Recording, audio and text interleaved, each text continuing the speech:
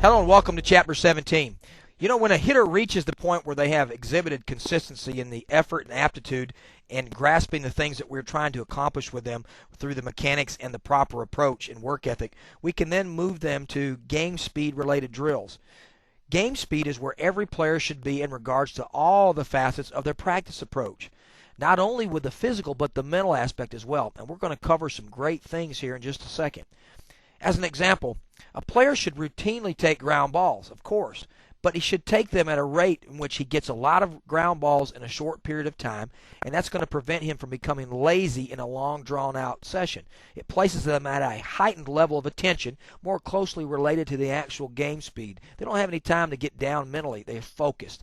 This instead of, again, that long, drawn-out ground ball session that ends up creating less than desired results in the actual game from getting a little bit sloppy and tired. Now, the same holds true in hitting from the tee to the field. A player needs to mentally place themselves at a game speed as much as possible. It's important to be sharp and consistent. There are several ways this can be done, and we're going to cover those now. The first one is my favorite. One of the more important ways this is accomplished is in the working of the .4 interval batting practice. Now, .4 interval batting practice is a mental timing exercise that goes on during the course of a batting practice session on the field or in the cage. Since most hitters have to make up their minds to swing at a pitched ball within about a half a second or a .5 interval from the time of release, maintaining drills that operate inside that time frame, for instance a .4 interval, really keeps them sharp and helps them stay focused and stay right on the money with their timing. For batting cage or field practice, this would simply require moving up the hitter or the pitching screen to a distance just a bit beyond the halfway point for the dimensions of their official game mound to plate distances. The next thing we like to do, as discussed in Game Plan, Chapter 16, practicing making adjustments in the practice sessions. This is part of what an advanced hitter should always do. During practice times, vary what you're attempting to accomplish with each round or each swing. Put yourself in a scenario that you might face in the game. For instance, if you only had 100 swings for the day, you might want to break them up into several different categories. For instance, you might just take 30 regular cuts. Then again, you might then take 30 cuts to right field. Do 10 hit and runs. Then take 10 cuts on 2-strike counts. Lay down 10 drag bunts, and then take 10 combo cuts where you do different things. This is just an example, but there are going to be times in the course of a game where you might be called upon to do any one of these.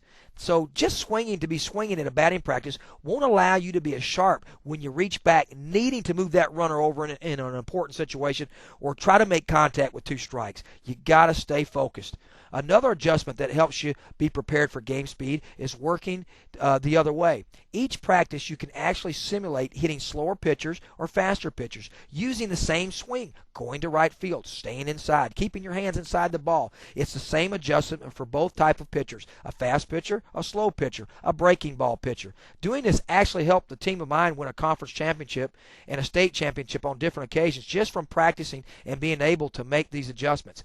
The one particular year I had taken over a program that was 1-58 in the conference and had been 24-124 over the previous 9 years. The whole preseason and the whole off season, all we did is work on hitting the baseball to the opposite field because it was much simpler and it was a shorter distance that they had to take the ball when they let the ball get in and they drove it the other way. We won a conference championship with that team.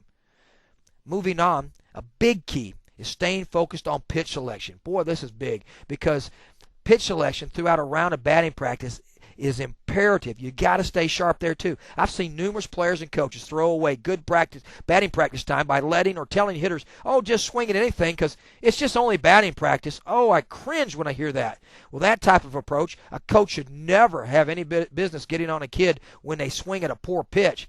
That's building poor plate discipline. They've got to utilize their time wisely, and staying focused on proper pitch selection is one of those things. Plate discipline is essential, and it's a rarity on the lower levels especially, but it is more easily achieved when there is a consistent approach throughout all the practice facets on pitch selection and plate discipline. Well, all these things need to be considered when developing the type of practice routine and approach that will keep the hitters most prepared for game situations.